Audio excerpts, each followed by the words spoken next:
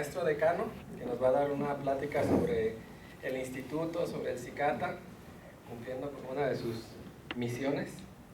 Él es ingeniero mecánico, maestro en ciencias y doctor en ciencias por el Instituto Politécnico Nacional. Se graduó del doctorado con un tema que decía optimización en el diseño de componentes mecánicos de aluminio aleados sometidos a envejecimiento acelerado y a deformación plástica por impacto de láser. Es un graduado de doctorado muy reciente. Con mención honorífica. Eso no lo puso en su CV. Bueno, con mención honorífica. Qué modestia, qué modestia.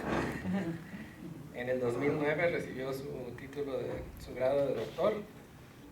Es profesor titular de CICATA desde el 99 y es nuestro maestro decano desde el 2005. Ha publicado más de 20 artículos en revistas científicas y de difusión y en congresos en las áreas principalmente de caracterización de materiales y de diseño mecánico. Actualmente está reconocido como investigador nacional nivel 1 del Sistema Nacional de Investigadores. Ha graduado ya varios estudiantes de licenciatura, 4 estudiantes de maestría y todavía no doctorado porque apenas se nos acaba de graduar recientemente. También trabajó en otro centro de investigación que se llama CIDESI. Fue gerente de diseño mecánico durante 7 años allí en el CIDESI. No sé si lo conozcan, es un centro CONACYT que está por allá por el rumbo de Soriana, Bernardo Quintana, por allá. Por Pie de la Cuesta. También fue profesor del Departamento de Ingeniería Mecánica de la ESIME, que es la Escuela Superior de Ingeniería Mecánica y Eléctrica del Instituto Politécnico Nacional del 75 al 91, y colaboró con la Dirección de Estudios Profesionales, la Dirección de Intercambio Académico y la Secretaría Académica del IPN también. Como maestro decano tiene algunas funciones administrativas del asunto, pues que tiene que asistir a las reuniones del decanato del instituto, etcétera. Pero, entre otras cosas, debe conservar, o su misión es conservar los documentos que muestren hechos trascendentes que se realizan en el CICATA. Y también tiene bajo su custodia el archivo histórico que corresponde a estos hechos. También proporciona asesoría a la comunidad politécnica sobre aspectos históricos, académicos y de identidad politécnica, que es alrededor de lo que va a versar su plática, y le toca difundir los antecedentes históricos también del CICATA, de la historia e ideología del instituto y de los símbolos que lo identifican. Entonces le cedo la palabra a nuestro maestro decano y lo dejo con ustedes.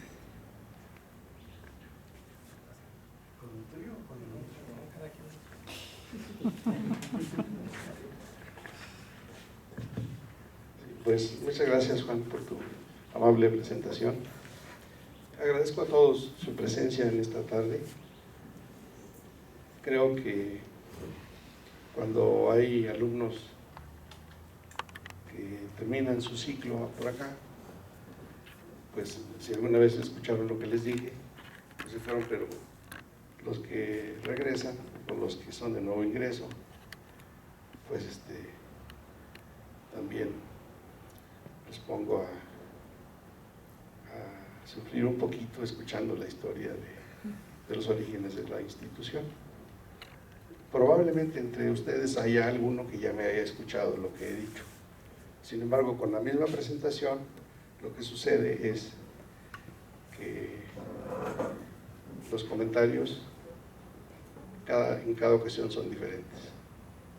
Vamos a iniciar. Entonces, el propósito de la presentación es dar una idea de lo que es el origen de la institución, ubicándolo en la historia del país y a su vez la historia del país, ubicándola en el desarrollo de la humanidad. Vamos a iniciar, por favor, Elis.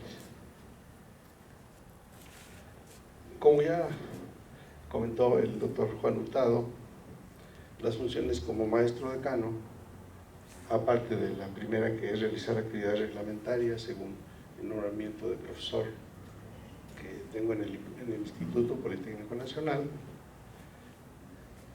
es la promoción de la identidad politécnica, el resguardo y difusión del acervo documental y coordinar los procesos de elección de terna para aspirantes que que aspiran a ocupar un cargo administrativo.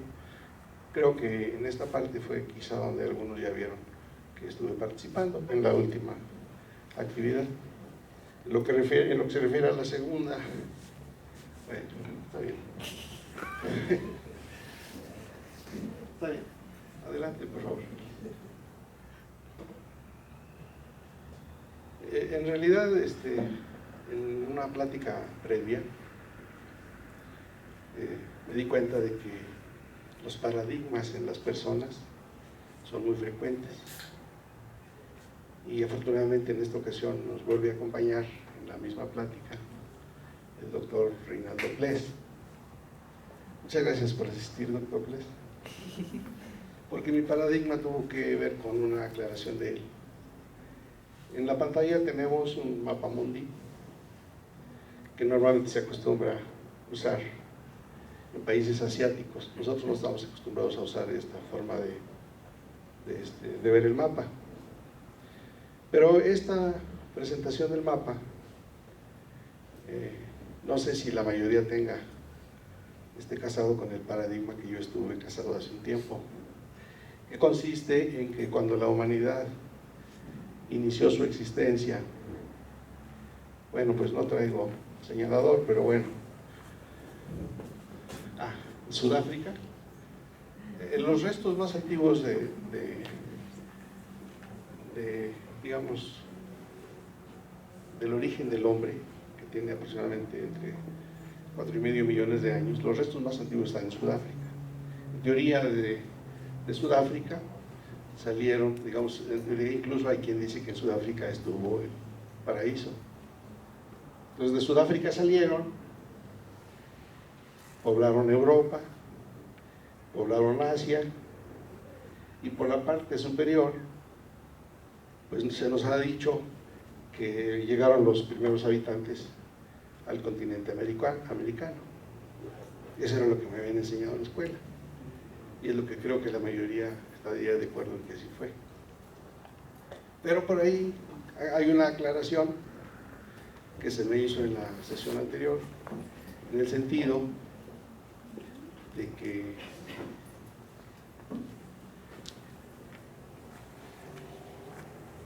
saliendo de aquí, dando la vuelta, llegaron a través de las islas, llegaron por aquí, en balsa, ¿verdad, doctor? ¿O caminando por el hielo? No, la balsa en realidad fue en la dirección opuesta, la famosa cosa del Contiki. y el Contiki, ¿no? Eso fue de Perú, se pusieron la balsa ahí por 1948 y en 3 meses atravesaron con viento en popa y llegaron hasta las Islas Marquesas. Entonces es en esa dirección. Pero sí, hay una teoría que incluso plantea que posiblemente haya habido una población muy anterior a eso. Sí. Porque eso estamos hablando del año, digamos, 1200, 1300, ¿no? Reciente. No, pero que la población del continente americano puede haber sido en diferentes olas, una digamos por el norte, por Alaska, pero otra posiblemente por Chile. En algún momento alguien había atravesado, incluso a través del continente antártico. Es lo que yo comentaba, seguramente fueron caminando. Bueno, una vez hecha esa observación, yo averigüé y resulta que, pues resulta que ahorita está descubriéndose que los restos más antiguos de América no están en Norteamérica, sino que están en Brasil. Entonces esto hace ver que el paradigma de que entraron por arriba, como que ya está bailando, ¿verdad? Bien, entonces la situación es que si ese fue el origen, hay algunas cosas que se puede decir sobre el origen de la humanidad. Y obviamente de ahí vamos a llegar hasta Cicata, entonces va a estar largo, ¿verdad? Entonces, en el origen de la humanidad, el gran problema que ha habido en la humanidad, ya lo he contado, algunos ya me han escuchado varias veces, el gran problema es saber cuál es la verdadera razón de la existencia de la humanidad. Entonces hay varias filosofías. El enfoque filosófico dice que la gente que ha estado pensando y ha estado analizando el origen de la humanidad ha llegado a diversas conclusiones. Una de las conclusiones más interesantes, y es la que ha dado origen a las deidades o a los dioses, consiste en que de todas las cosas que el hombre puede tener, hace una división entre las cosas creadas y las cosas increadas. Y una vez hecha la primera división, las cosas creadas son clasificadas para ver si alguna de ellas satisface con la definición del fin último del hombre o de la humanidad. Para eso, lo primero que hace es definir lo que es el fin último. Y el fin último es el bien que excluye todo mal, que satisface todo deseo y que puede ser poseído al mismo tiempo por todos los hombres. Esa es una definición que los filósofos han hecho. Hay otros filósofos. Y entonces empiezan a ver las cosas que pueden cubrir eso, que nos satisfaga todo deseo. Dice, bueno, pues el dinero. No, pues el dinero más bien nos convierte en esclavos para estarlo cuidando. No nos satisface todo deseo. Y además no puede ser poseído por todos los hombres al mismo tiempo. Luego los honores. Pues muchas veces nos vamos con la finta y nos vamos de bruces, porque cuando estamos en el poder, los demás simulan o hacen como que nos honran, nos dan honores.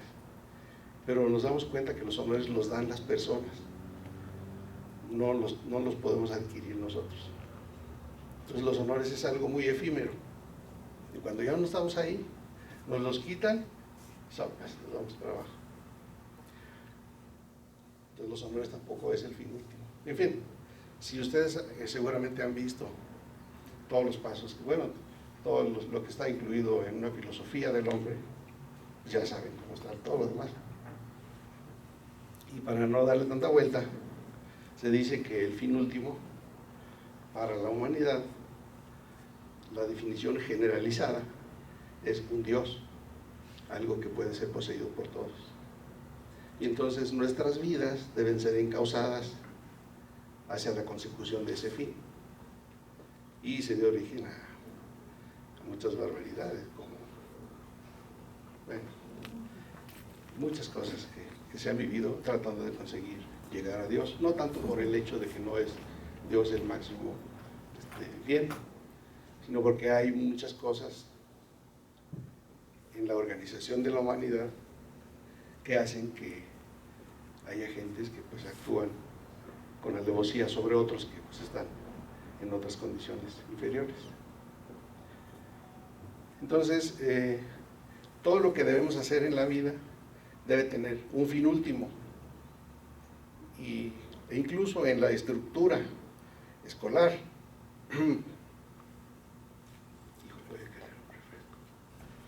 En la estructura escolar que hay, por ejemplo, en México, tendríamos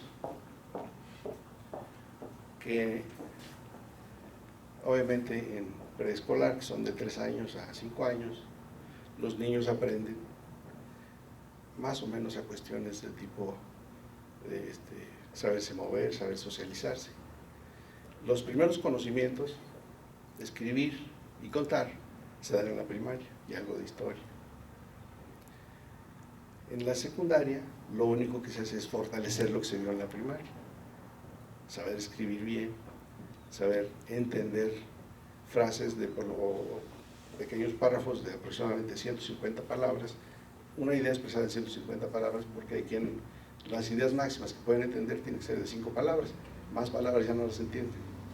En la secundaria ese es el propósito. En la preparatoria se supone que ahí lo que hay que ver es para qué es lo que queremos hacer en la vida. Y por eso en la preparatoria, yo estudié la preparatoria antes que la vocacional. Esa es otra historia, pero estudié la prepa y la vocacional, pero en la preparatoria nos dan formación tipo filosófica para poder definir nuestro plan de vida. En la preparatoria es justamente para que nos decidamos antes de entrar a la superior. Y en la superior, pues ya, si escogimos ser ingenieros, que nos gusta estar apretando tuercas, pues vamos a ser ingenieros. Si nos gusta la biología, pues entonces nos vamos a biología. Pero eso se ve en la prepa, por eso se llama preparatoria. Y después de la superior, lo que se hace en el posgrado hay una división. En la maestría debemos hacer fortalecimiento de lo que vimos en la licenciatura. Y ese fortalecimiento está aprender el conocimiento en el estado del arte y aplicarlo a resolver problemas. En el doctorado hay que generar conocimientos. Esa división hay que tenerla clara, porque hay veces que alguien se apunta a la maestría y su profesor podría estar diciendo, no, es que tú tienes que investigar algo más como si ya se fueran a dar un grado de doctor. Son alcances diferentes. Entonces, esto les comento porque desde el origen de la humanidad siempre el problema ha sido saber hacia dónde voy. Ya los he comentado algunas veces, que no llegan los que más corren, sino los que saben a dónde van. Si ustedes ya saben a dónde van, así sea a los 70 o 58 años como yo, van a llegar a lo mejor a hacer un doctorado. Si no saben para dónde van, entonces pues no van a llegar, pueden estar dando vueltas en un círculo. Entonces, básicamente, ese es el enfoque filosófico en general pues, de lo que es la humanidad. Por favor, la siguiente. Pero hay enfoques. No me vaya a deshidratar.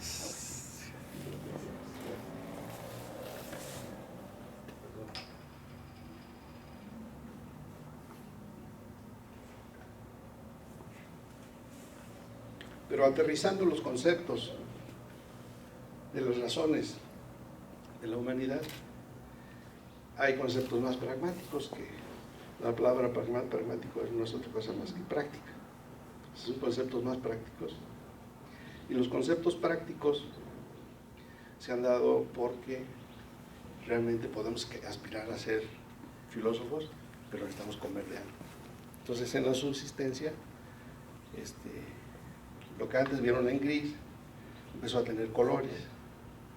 Y los primeros colores tuvieron que ver con la formación de reinos, de monarcas que se organizaron pensando en que si había un grupo de personas, parte de las personas tenían que dedicarse a producción, fundamentalmente productos agrícolas o artesanales. Pero cuando estas personas estaban haciendo producción, venían de otras regiones, los asaltaban y les quitaban todo. Entonces tuvieron necesidad de decir, no, espérame, nosotros somos 100, de los 100 que habemos aquí, 10 van a tener que ser soldados y van a estar armados para protegerlos. Y empezó a ver la distribución, la designación de funciones diferentes en una pequeña sociedad.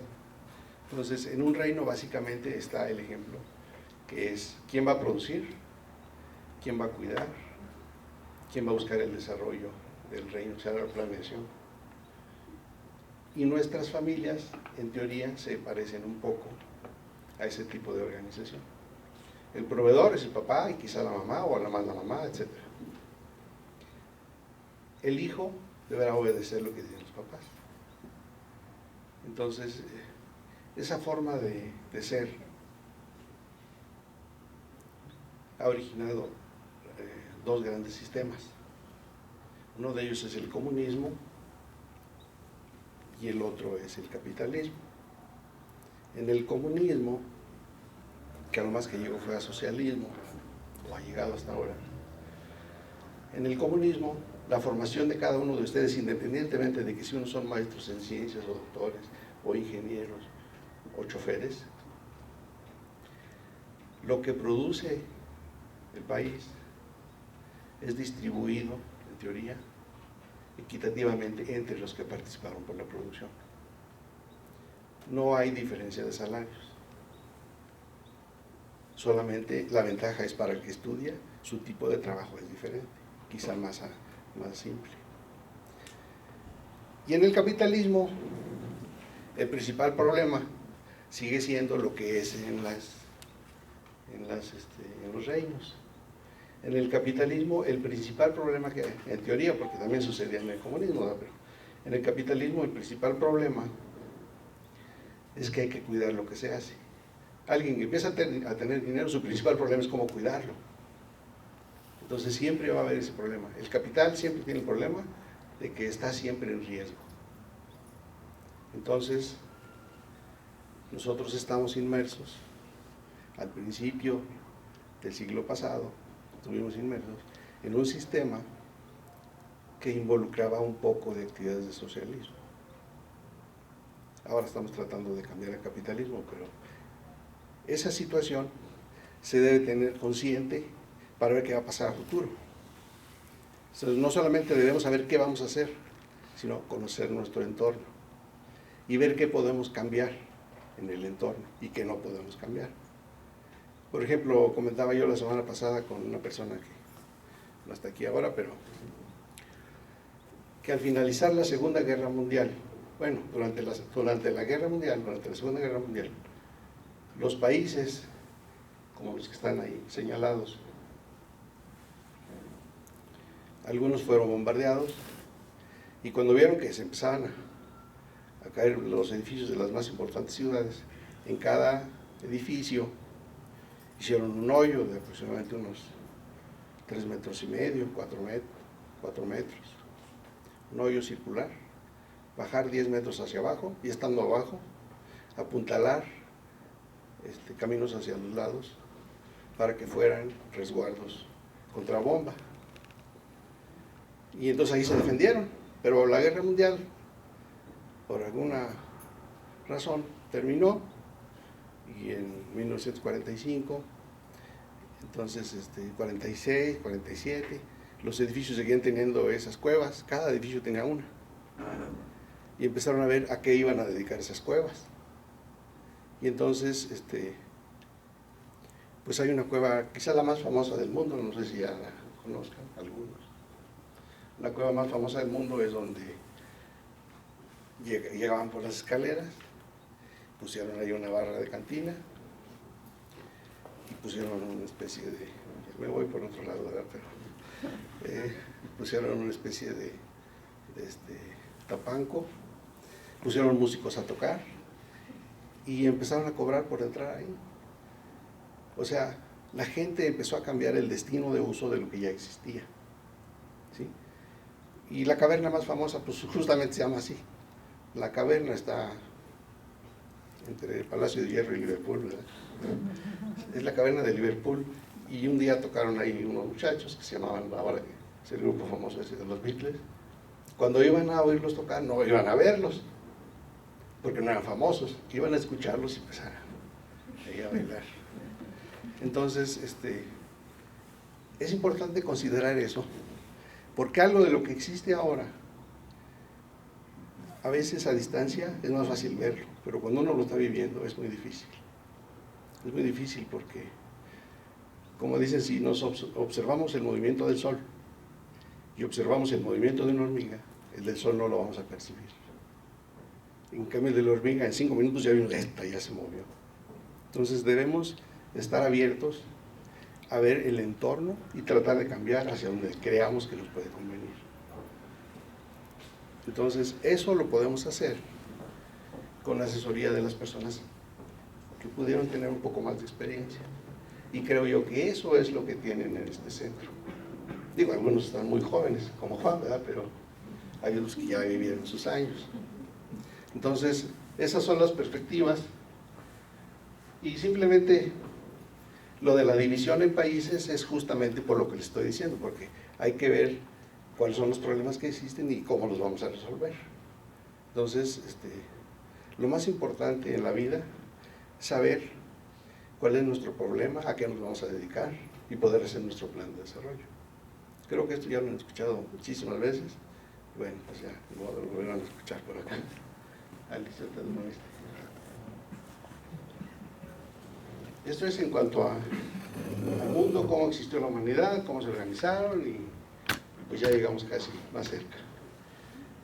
En relación al país en el cual vivimos, lo tenemos que ubicar en el entorno mundial también, en el sentido de que en Europa se considera que la humanidad tiene 10.000 años, porque más bien no la humanidad, perdón, la civilización tiene 10.000 años, aunque en la misma Europa hay vestigios de que realmente por lo menos tiene 40.000. Bueno, en cambio en México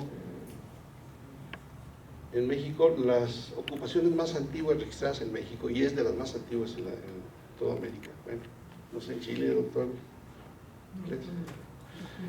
son, están entre 12.000 y 3.000 años antes de Cristo. O sea, llegaron aquí los primeros nómadas, caminando y sin ubicación, hace casi el mismo tiempo que en Europa ya estaba la civilización armada. Entonces vamos retrasados. El único país americano, bueno, Argentina y Estados Unidos están muy desarrollados porque fueron habitados por gente que traían otra mentalidad. Los americanos pues llegaron ahí los ingleses, ¿verdad? Con un concepto de vida que, por ejemplo, lo pueden ver cuando una vez escuché, yo leí en el periódico, leí que le dijo el presidente en ese tiempo, López Portillo, no me acuerdo quién era el presidente americano, porque con López Portillo llegamos a 20.000 millones de dólares. De 20.000 subió a 80.000 millones de dólares. Pero en fin, la deuda externa. Y si no se preocupe, señor presidente, tenemos mucho territorio con el cual le podríamos pagar. Y ya bueno, pues no hay ningún problema. ¿Cuándo me lo desalojas? Porque esa era la mentalidad que tenían los ingleses cuando llegaron a Estados Unidos. No como los españoles que los buscaron por ahí alguna compañera y empezaron a generar nuestra raza. Bien, entonces, pues propiamente en México se dice que son 9.000 años antes de Cristo, que están, que existen restos que pueden decir que desde entonces había habitantes en el país. Sin embargo, la prueba fehaciente que hay de más antigua es el hombre de Tepexpan, que está cerca de las pirámides de Teotihuacán, y se calcula 4.000 años antes de Cristo. Entonces, en México, realmente desde hace 4.000 años, en teoría bueno, en la práctica existe ya vestigios de ello. Después, pues ahí las primeras poblaciones sedentarias se organizaron en aldeas agrícolas, y en la parte de 1200 a 400 años antes de Cristo se formaron las primeras aglomeraciones de alrededor de 2.000 personas en la parte en donde nació el Instituto Politécnico Nacional. Había tres: Tlatilco, Ticomán y Zacatenco. En Zacatenco es donde está establecido las oficinas generales del Politécnico. Y obviamente, pues, realmente esas eran poblaciones muy pequeñas. La población más importante, el gran centro de civilización urbana fue Teotihuacán, o Teotihuacán, según lo vean. Fue la primera ciudad que llegó a 150.000 habitantes en ese periodo que se indica ahí.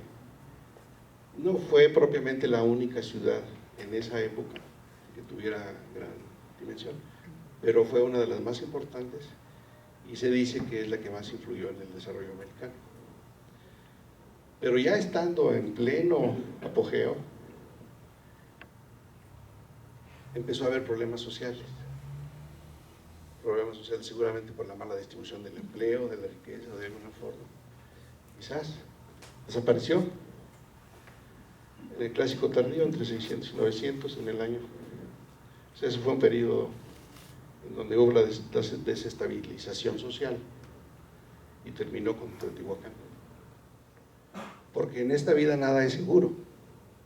Entonces, ahorita ustedes pueden estar en una posición muy importante, muy relevante, y quizá mañana son supermillonarios, o quizá van a andar penando por tener algún pequeño ingreso para subsistir. Hay que saber aprovechar lo que se tiene, ¿verdad? Y pues bueno, ya después, como es el periodo prehispánico, pues ya viene el Imperio Azteca, que realmente pues nada más duró 200 años. Son periodos relativamente cortos. No sé cuánto va a durar Estados Unidos, pero pues a lo mejor no lleva más de 250 años, ¿no? O sea, ya lleva como 150, o sea, le faltan 100. Debe haber algún cambio. Pero de todos modos, aunque le falten 100, yo ya no voy a ver. Bien, la siguiente, por favor. Ya en la línea de tiempo, en México, la época de la colonia, ahí fueron 300 años. Y bueno, ahí lo que aparece a la derecha es algo que seguramente algunos ya han visto. Es el acta de nacimiento de nuestro país. Es el acta de independencia de la ciudad, del país. Y algunos años después, 3 años después, se hizo no, perdón, 3 meses después, se hizo la primera constitución. Esa es una fotografía de los 2 documentos que están en el Museo de la Ciudad de México, ahí cerca, en el metro de Pino Suárez. Si conocen el metro de Pino Suárez, pues por allá debe estar. Entonces, eso es en relación al mundo, al país. Ahora vamos a ver la institución. La cronología así muy abuelo de pájaro. En relación a la evolución del Instituto Politécnico Nacional, lo que les puedo recomendar es que en una plática de 5 minutos no se puede ver, pero ahí está la dirección en donde pueden ver documentos extensos sobre el tema. Es www.decanato.ipn.mx. Aparecen fotografías, aparecen muchos documentos al respecto. Bien, entonces, en relación a la fundación del Instituto Politécnico Nacional, muy rápidamente les puedo comentar que paralelamente existía la Universidad Nacional Autónoma de México, que había tenido sus orígenes en institutos como la Escuela de Minería, que está en Tacuba número 5, me parece, ahora. Ahí estaban desde el principio, en donde las primeras actividades del ingeniero en México tuvieron que ver con la operación de equipos traídos del extranjero. Y los primeros equipos que se trajeron del extranjero fue justamente aquellos que se utilizaban en minería y en iluminación de las calles, en construcción de carreteras, de caminos. Entonces las primeras actividades eran solamente casi las relaciones en relación a la ingeniería, que es donde yo podría platicarles un poquito. En relación al Instituto Politécnico Nacional,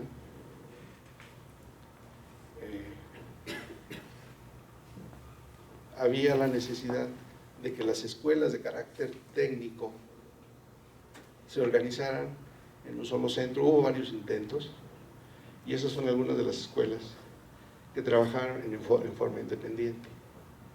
Entonces, la idea original del Politécnico, más tarde o más temprano, bueno, pues se iba a dar se iban a juntar.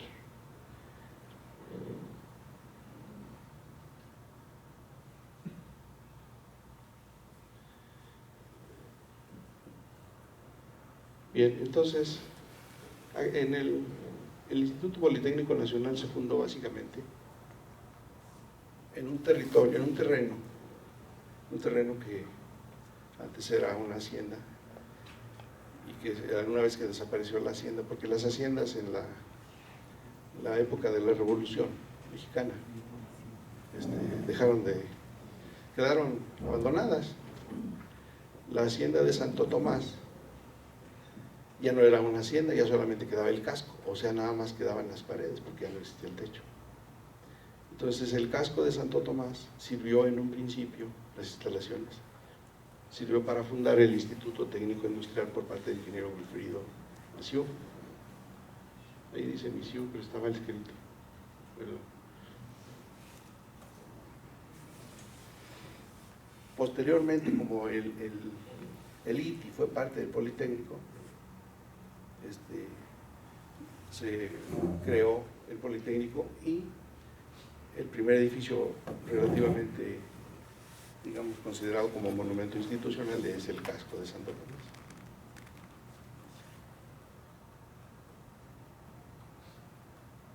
32 hubo un intento de hacer la escuela politécnica, no llegó a funcionar, o sea, las ideas se ocurren a muchas personas, pero no cualquiera las puede realizar, no funcionó. En el 33 se vuelve a dar un intento y tampoco funcionó. A ver, adelante.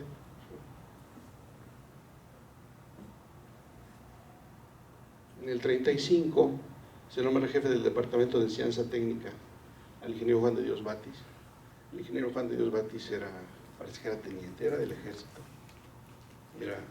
seguramente era conocido del general Lázaro Cárdenas, y le encargó el Departamento de Enseñanza Técnica con el propósito de aglutinar las escuelas de enseñanza técnica en una sola institución, como a forma semejante como estaba la universidad, que tenía aglutinadas a las facultades. Y esa es una fotografía de las más famosas en el Politécnico, en donde el que tiene la mano alzada es el ingeniero Juan de Dios Batis.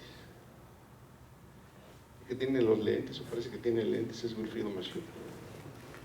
Y el otro es Lázaro Cárdenas. Esa es una maqueta, y son las...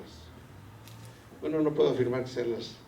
Siempre cuando había platicado yo decía que eran las ventanas de Allende 38, pero ahora no va a ser que haya alguna aclaración, porque hay quien dice que son las del casco, porque ahí estaba la ESIA. Entonces, podría ser las de la COFA, de Tres Guerras. No sé si alguien conozca la COFA, pero en esa COFA ha habido cosas muy importantes para la institución. Por ejemplo, al lado de la COFA, bueno, cruzando la calle, hay una miscelánea muy famosa. Y entre la COFA y esa miscelánea hay una preparatoria.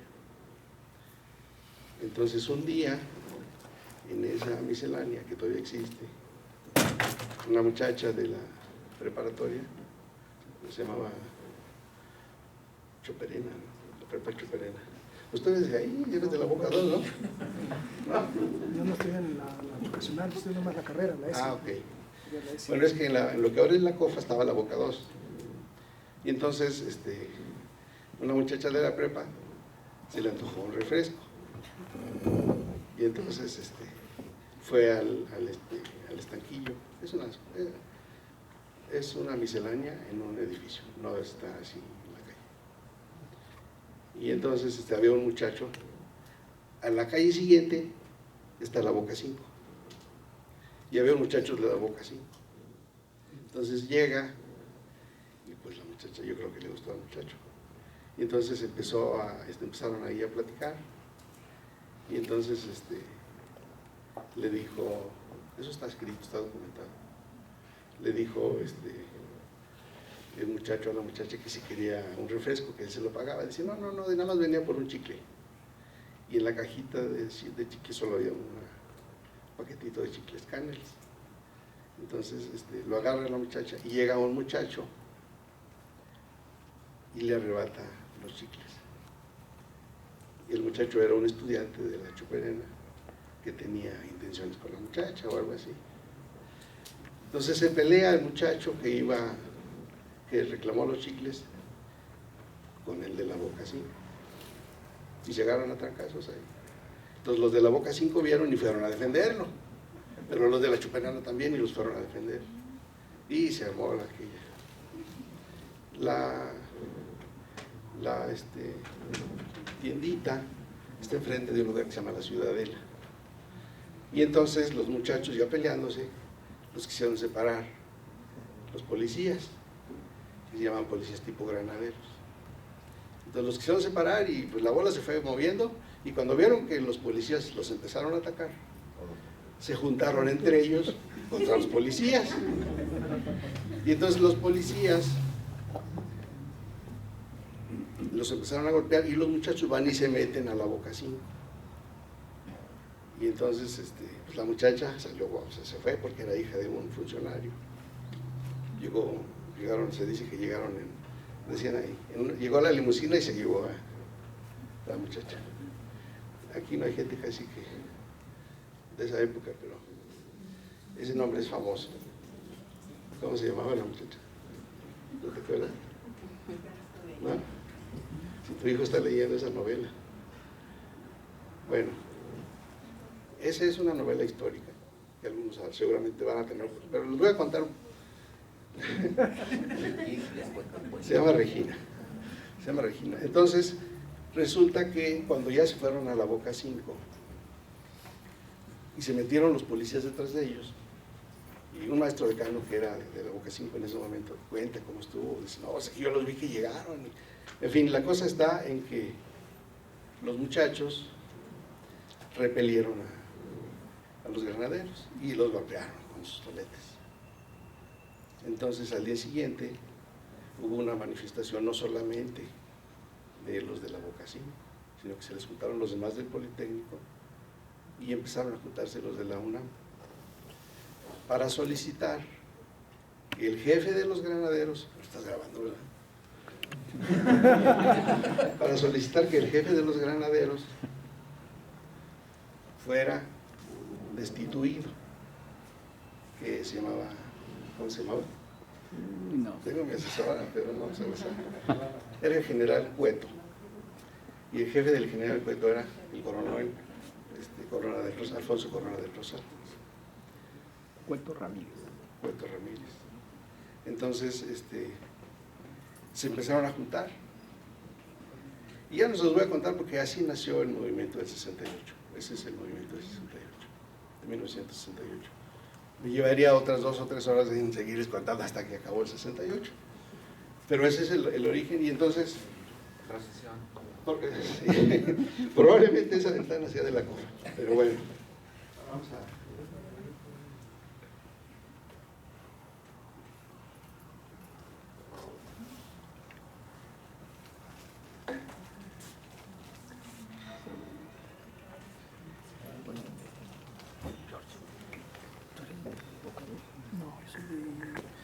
Bueno, entonces, lo que tomé agua seguramente ya leyeron eso. Vamos a ver.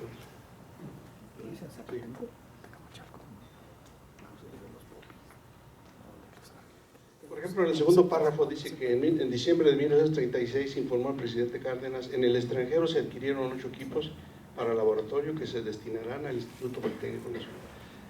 Esta diapositiva es porque el Politécnico, cuando se inició, no tuvo un acta de nacimiento, no hubo un acuerdo de creación. Sin embargo, hay evidencias de que el Politécnico funcionaba. Por ejemplo, ahí está el 1 de enero del 36 en el Universal, el 5 de enero del 36, en donde ya se estaba haciendo promoción para que se inscribieran al Instituto Politécnico Nacional. Y el Politécnico siempre tuvo esa forma de hacer difusión a través de folletos. Incluso no sé si algunos, bueno, en este caso sería 2 o 3 que hay por acá. El Politécnico, antes de, bueno, cuando hace algunos años, no digamos cuántos, casi no existían tecnológicos en provincia. Todos los que querían estudiar una carrera de tipo técnica se iban a México. Entonces, el Politécnico hacía promoción en folletos y mandaba 2 o 3 a cada una de las secundarias del país. Y el folleto decía: se te invita por tu destacada labor académica a participar en el proceso de admisión del Instituto Politécnico Nacional por considerarse que tienes el mejor promedio de la escuela. Daban 2 o 3, a lo mejor daban 15 porque a mí me tocó una. Entonces, quizá daban muchas, pero siempre fue la forma de ser. Y eso lo comento porque en Cicata fue la misma situación. Hicimos folletitos, nos paramos a la salida del... ¿cómo se llama? Y Alicia y otras personas y yo estuvimos haciendo promoción con papelitos. Entonces, el día de la graduación, sabíamos cuándo iban a hacer la graduación, nos poníamos en la puerta: ¿quieres estudiar con beca? Pero iban con prisa porque ya se les había hecho tal, y se regresaban, dame uno, y se lo llevaban. Esa fue la primera promoción que se hizo en Cicata. igual que parecido a eso. Y después pasamos a los anuncios en periódico, así como ellos hicieron en el periódico. Ahora ya no se hace así, pero así se hizo en Cicata, en un principio.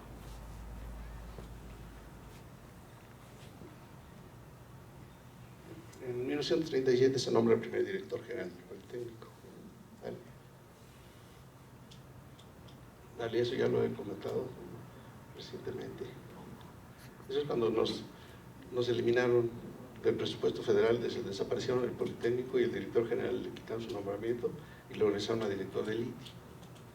Pero fueron otros tiempos. Dale. Vamos más adelante porque tenemos que llegar bueno, el 17 de febrero del 44. Bueno, ahí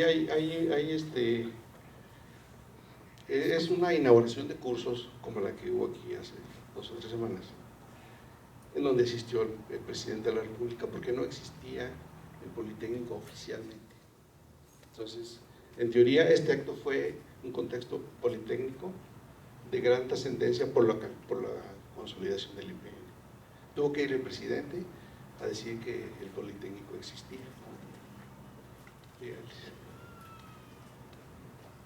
Ya en 1950 se publicó la primera ley orgánica, después estuvo cambiando cada 6-7 años. La de ahora tendrá como 20 años. Yo estuve ahí en la Cámara por alguna razón, me invitaron, fue por ahí del 81, tiene 30 años la ley orgánica. Sí. Bien, como no hubo acta de creación, entonces el 20 de mayo del 80, el Consejo General Consultivo acordó que el 21 de mayo sería el Día del Politécnico, en el que se festejaría el aniversario del Politécnico. Dado que el 20 de mayo había fallecido el ingeniero Juan de Dios Vázquez y el 21 de mayo había nacido el general Lázaro Cárdenas. Bueno, propiamente, quizás solamente se debió a que el 21 de mayo había nacido el general Lázaro Cárdenas, que es el que había facilitado el nacimiento del Politécnico. Y algunas fechas relevantes del Cicata Querétaro. El 15 de septiembre del 96 se publicó el decreto para crear el Cicata. En diciembre del 2004, el posgrado en Tecnología Avanzada en Maestría y Doctorado fue admitido al Programa Integral de Fortalecimiento al Posgrado, IFOP, del CONACYT, después de, creo que 2 intentos previos. Y se otorgaron las primeras becas del CONACYT para que estudiantes del Politécnico vinieran con nosotros. Antes de eso existían estudiantes. Desde 1999 ya existían estudiantes. Y la mayoría pues a lo mejor era porque trabajaban y algunos porque tenían beca institucional. Pero aún sin beca CONACYT estuvimos partiendo clases, estuvieron los profesores. Ya el 30 de junio del 2005 se publicó el decreto de creación del Cicata Querétaro como centro independiente. La que sigue, por favor. Y ahí el 25 de junio del 2004 recibimos los primeros grados académicos otorgados por el centro. Y pues ahí están. Bueno, Israel ya seguramente lo conocen porque se inscribieron con él, Lucy también.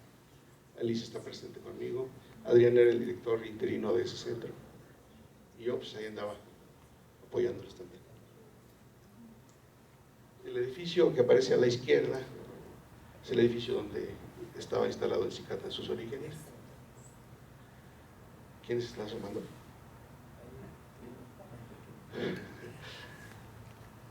¿Está tomando Trini que toma la foto? Doctor Trinidad Vega es una persona que era su director académico y desafortunadamente murió hace poco. En la parte inferior de izquierda está el edificio en donde en el año 2006 nos instalamos, abandonando de muy buena gana el edificio de arriba. Y en el año pasado, la construcción del edificio que está a la izquierda se hizo en 2 partes. Una, la instalación estructural Realmente yo desconozco si fue el doctor Feliciano Sánchez Inencio o Juan Manuel Figueroa, pero cuando estuvo en la estructura, el doctor Figueroa invitó a algunas personas a una carne asada aquí abajo. Casi los investigadores no vinieron. Yo tuve la oportunidad de venir. Hubo una carne asada, por ahí hay unas fotografías. Después de la inauguración de la estructura, el doctor Adrián García hizo el trámite para la construcción de acabados. En la parte de la derecha ya aparece la sección donde estamos ahora.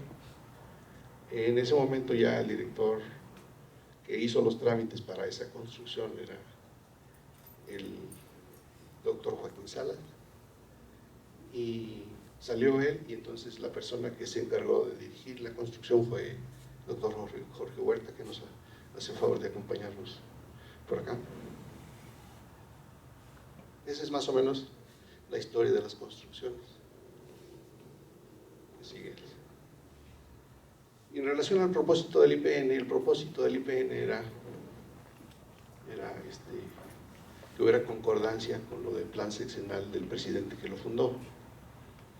Entonces, el ideario del plan sexenal del presidente de la República era dar preferencia a las enseñanzas técnicas para capacitar al hombre a utilizar y transformar los productos de la naturaleza a fin de mejorar las condiciones de la vida humana. Ese ideario se transformó, o sea, incluso ha tenido variaciones en relación a la misión, etcétera, etcétera, pero debería encajarse exactamente en esas palabras, pero si se cambió, pues el que lo cambió es porque podía cambiar. Bien, nada más voy a hacer, espera, antes de eso, un comentario general. Se dice que el general Lázaro Cárdenas, bueno, antes de Lázaro Cárdenas, los periodos del presidente eran solo por 4 años. Cuando él llegó, empezaron a ser de 6 años a petición, o sea, fue un trámite. Y algunas personas lo consideran como el fundador de lo que comentábamos al principio de la plática, que es una monarquía institucional, y duró siendo de una sola parte el presidente de la República cada 6 años. Yo no sé si ese comentario sea positivo o negativo, pero eso ha permitido al país vivir tranquilo, y alcanzó, sería cosa de platicar también en extenso de hacia dónde nos ha llevado esa situación. Porque seguramente alguien puede decir, que gracias a Lázaro Cárdenas está el Politécnico, va a decir, sí, pero gracias a Lázaro Cárdenas está el partido este. Entonces,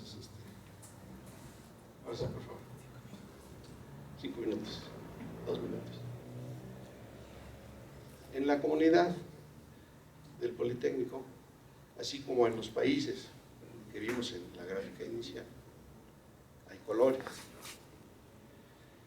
En las instituciones de enseñanza superior, de vocacional, a veces hay necesidad de establecer símbolos de identificación. En los centros de estudios de posgrado, que hacen ciencia o tecnología, o las dos cosas, vinculación también. Como dijo la persona que les mencioné hace rato, doctor Vega, Trinidad Vega, la ciencia no tiene bandera. Entonces, aquí podemos tener egresados de diversas instituciones, y todos debemos encaminarnos a alcanzar los propósitos para los cuales estamos en el centro, y hacer un solo equipo, sinergia.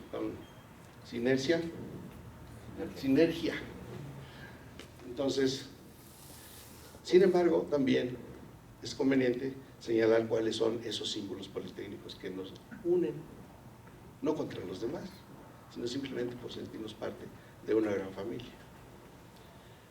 Es el escudo, que creo que ese sí ya lo conocen todos, el decálogo, que es el que sigue.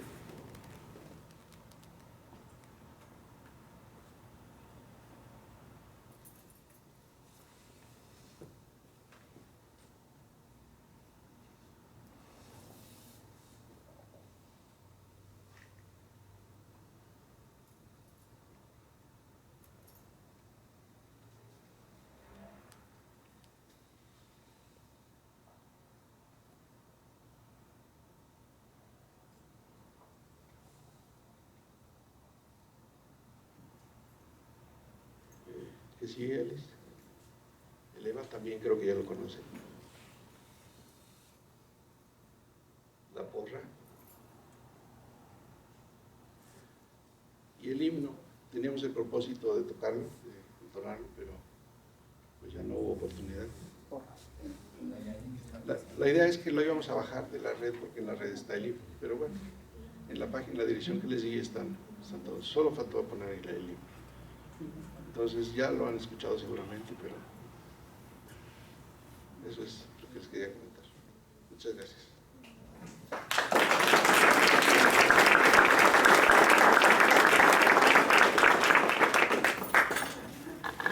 A ver si alguien tiene alguna pregunta muy breve. Luego emocionamos más al decano y aquí nos va a tener otro ratito escuchando historias. ¿Alguna pregunta por ahí? Doctor, disculpe, ¿cuál es la historia de la porra?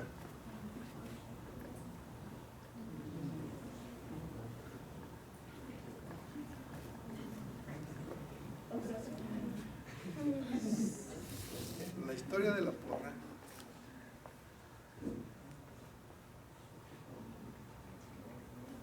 es que está involucrada una muchacha.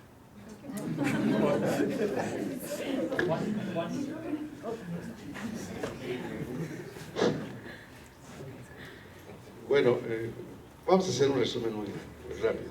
Huelup tiene que ver con un recuerdo. Pásale la foto, ¿crees? Pásale para atrás. Más. Esta foto.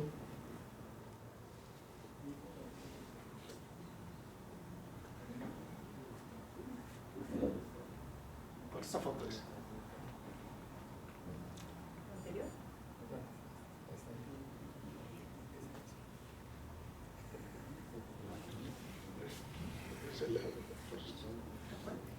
¿Dónde estás?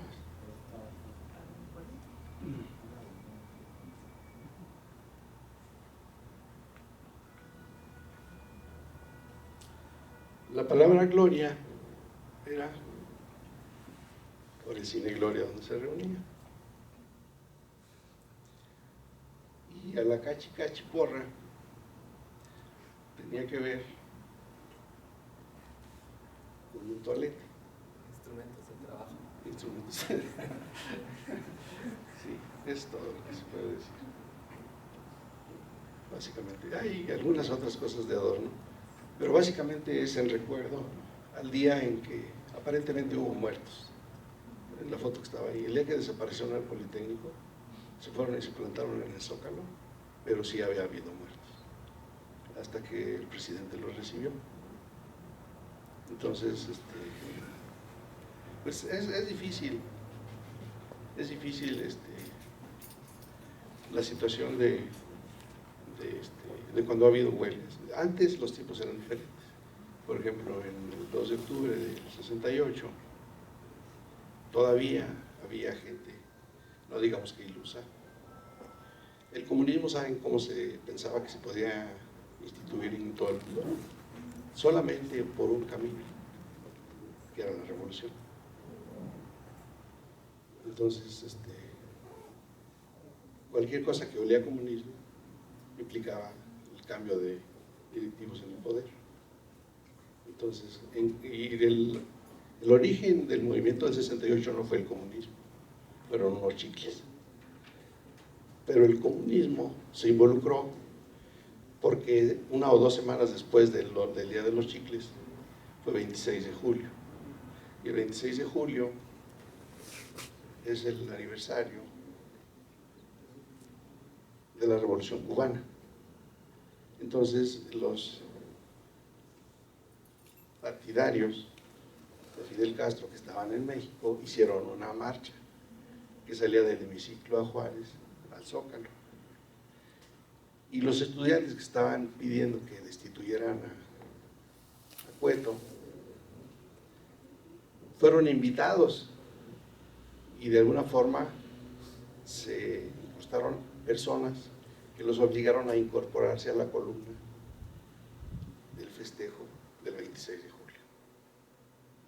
Y una vez hecho eso, ya la autoridad dijo, no, pues son comunistas.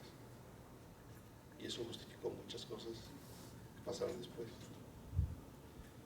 estoy ni a favor ni en contra, pero quizás si yo hubiera estado en ese momento del lado de los alumnos, pues yo le hubiera entrado como los alumnos, pero quizás si hubiera estado del lado de las autoridades, también hubiera actuado así, no lo sé. Entonces, básicamente, eso es lo que tiene que ver con la palabra huelga. O sea, las dos palabras más importantes es la de huelga. Huelga está siendo usado como sinónimo de huelga. ¿Sí? Y la foto a mí me emociona porque me la contó una persona que estuvo ahí y que lo escribió, y que el día que hizo el libro me lo dedicó. Gracias, decano. Gracias. Disculpen, perdón. Una última pregunta. ¿Por ahí? ¿No? ¿Nadie quiere saber del burro blanco? ¿O burro? ¿No? Ese es breve, ¿no? Te lo prometo. Ahí sí nos cuentas. A ver, bueno, pues rápidamente. Pero una muchachita que andaba por ahí apastando. Nada más que esa muchacha era Bueno, les voy a contar lo que ahí sí no me lo dijo nadie personalmente, lo he escuchado. Muchas de las cosas que les platiqué, si yo no lo viví, me lo contó alguien que estuvo ahí. Pero en relación a la burrita,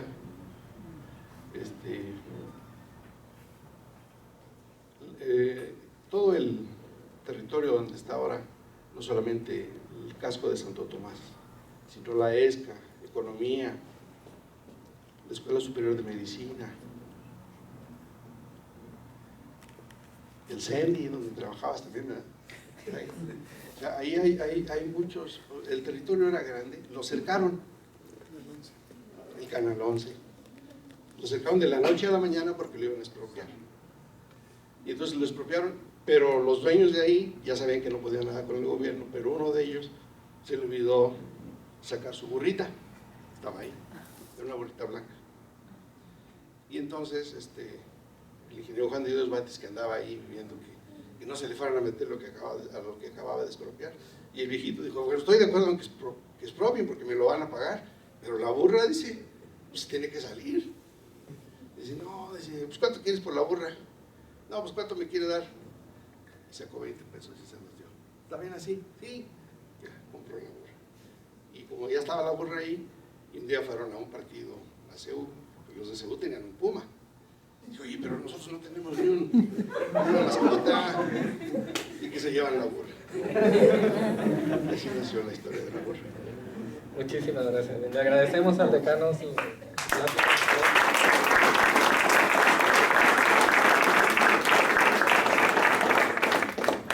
Eva, no sé si tenemos oportunidad de que rápidamente los nuevos se presenten y nos digan quiénes son. ¿Sí? ¿Sí? Okay. Empezamos por este lado. Paulina, yo sí te conozco, pero los demás no. Allá hay dos más. A ver. A todos les va a tocar, no se apuren. No se preocupen, a todos les va a tocar. Alto y claro. Buenas tardes a todos. Mi nombre es Francisco Alberto Salazar Vera. Entré a estudiar la especialidad en tecnología avanzada y soy originario de Chiapas. Por favor. Mi nombre es Heriberto Vázquez, originario de Chiapas igualmente. Compañero, igual ingresamos a la especialidad en tecnología avanzada, ingeniero mecatrónico. Ah, caray.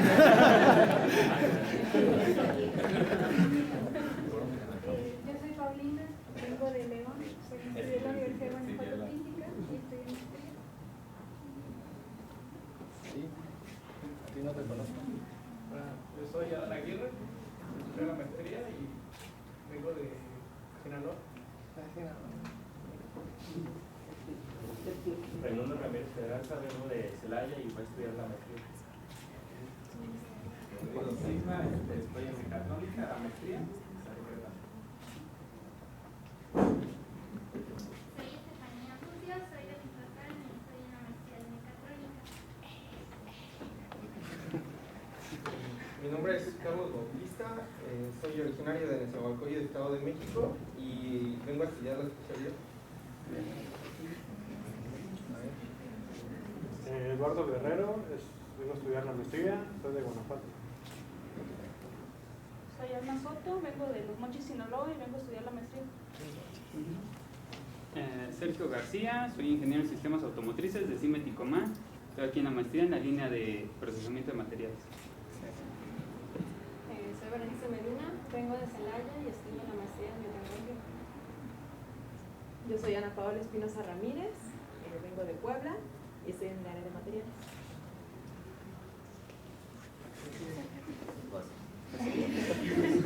Buenas tardes, mi nombre es Andrea Rivas, estoy haciendo el postdoctorado en el laboratorio de la doctora Norma Rojas en biotecnología. Soy Samuel Preciado, soy ingeniero químico del Politécnico Nacional, vengo del Instituto Federal y estoy en especialidad. ¿Quién más? ¿Por acá? Fabiola Ramos, vengo del Instituto Tecnológico de Tepic, soy ingeniera bioquímica y estoy en el área de biotecnología.